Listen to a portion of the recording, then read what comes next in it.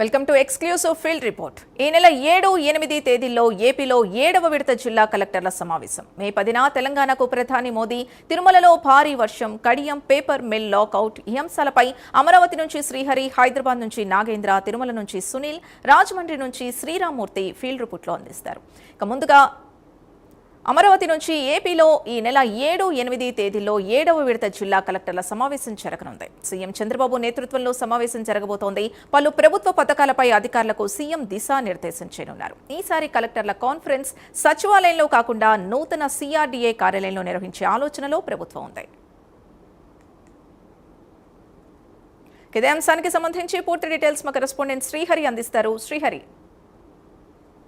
శ్రీదేవి, ఏదైతే అమరావతి రాష్ట్ర సచివాలయంలో గతంలో చూసుకున్నట్లయితే ఎప్పుడు కూడా రాష్ట్ర సచివాలయంలో ఏదైతే కలెక్టర్లు, జిల్లా కలెక్టర్లు, అదేవిధంగా జిల్లా ఎస్పీలు అందరితో కూడా సమీక్ష సమావేశం అనేది ఎప్పుడు నిర్వహిస్తున్న ఆనవాయితీ. అయితే ప్రస్తుతం ఏదైతే సిఆర్డీఏ భవనం కొత్తగా నిర్మాణం చేపట్టిన తర్వాత అత్యాధునికమైన హంగులతో దాన్ని అయితే ముందుకు తీసుకెళ్తున్న పరిస్థితి. అయితే ఈ నేపథ్యంలోనే రేపు 7, 8వ తేదీల్లో ఏదైతే సీఎం చంద్రబాబు అధ్యక్షతన కలెక్టర్ల సదస్సు ఏదైతే ఉందో, జిల్లా కలెక్టర్లందరితో పాటు ఎస్పీలు ఎవరైతే ఉన్నారో వీళ్ళందరితో సీఎం చంద్రబాబు సిఆర్డీఏ కార్యాలయంలో అయితే సమీక్ష సమావేశం నిర్వహించనున్నారు.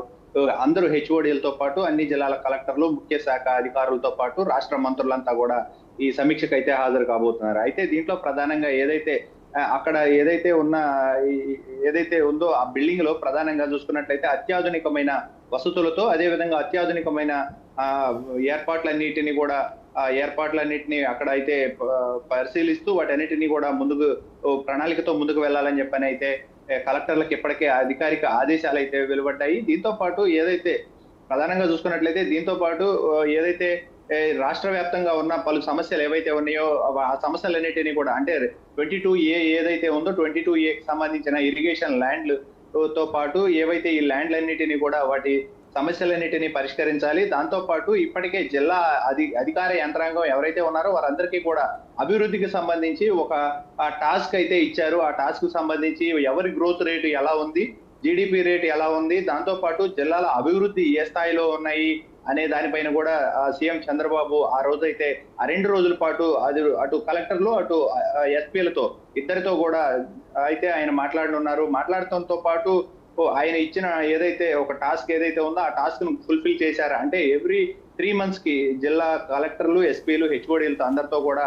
సీఎం చంద్రబాబు రివ్యూ చేస్తానని చెప్పని ఇప్పటికే పలుమార్లు చెప్పారు. ఆ నేపథ్యంలోనే ఏదైతే రేపు 7, 8వ తేదీల్లో కూడా మరోసారి జిల్లా కలెక్టర్లతో పాటు ఎస్పీలతో లాండ్ ఆర్డర్ వ్యవహారంలో కూడా ఎలా ఉంది, పనితీరు ఎలా ఉంది, అధికారుల పనితీరు, అక్కడ స్థానికంగా ఎలాంటి మార్పులు వచ్చాయి, విప్లవాత్మకమైన మార్పుల్ని కొత్త మార్పుల్ని ఏమైనా తీసుకొచ్చారా లేదా అనే దానిపైన కూడా ఆయన అధ్యయనం చేస్తారు. అధ్యయనం చేసిన తర్వాత ఎవరి ప్రోగ్రెస్ ఎలా ఉంది, అంటే మంత్రుల పనితీరు ఎలా ఉంది, ఎమ్మెల్యేల పనితీరు ఎలా ఉంది అనే దానిపైన కూడా ఆయన ఆరాధీసే పరిస్థితి అయితే ఉంది. దీంతో పాటు ఏదైతే జిల్లాల్లో, నియోజకవర్గాల్లో, మండలాల్లో రాష్ట్ర ప్రభుత్వం ఏదైతే సంక్షేమ పథకాలు అందిస్తుందో వాటితో పాటు డెవలప్మెంట్ కు సంబంధించి రోడ్లు, ఇరిగేషన్ కానీ ఇతరత్ర ఏవైతే ఉన్నాయో మౌలిక సదుపాయాలు ఇవన్నిటిని ప్రజలకు అందుబాటులోకి ఉన్నాయా లేవా, ఇప్పుడు సమ్మర్ సీజన్ కాబట్టి ఎలాంటి చర్యలు చేపట్టారు, సమ్మర్ సీజన్ కి కావాల్సిన ఆ ఏర్పాట్లు ఏమేం చేశారు అనే దానిపైన కూడా ఆయన అయితే ఆరా తీస్తారు. దీంతో పాటు రాబోయే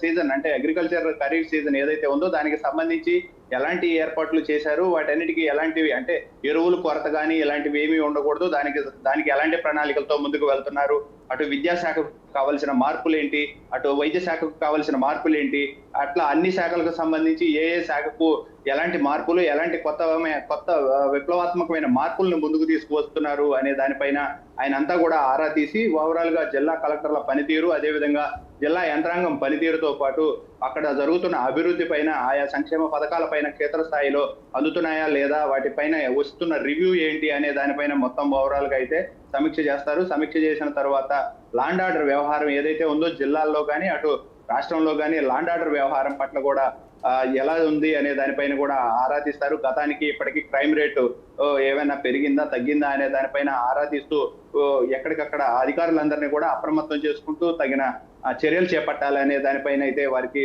పలు సూచనలు అయితే ఇవ్వనున్నారు. Sindhu. Right, thank you Srihari.